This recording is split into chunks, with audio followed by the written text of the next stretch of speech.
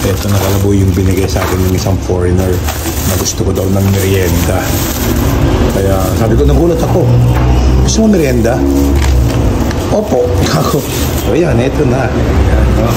So, tirahin na natin. Yung pasahero ko, ang tagal. Nandito siya, manggagaling. Ito.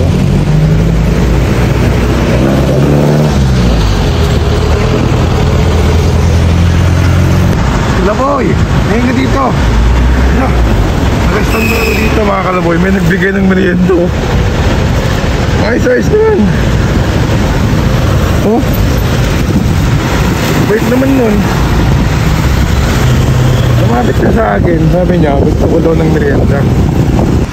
Mga kalaboy, may nagabot sa akin ng merienda. Gusto ko daw ng merienda. Tapos syempre, kukuha ko. Binigay niya to mga kalaboy. Ayos, di ba? Binigay niya. May naawa.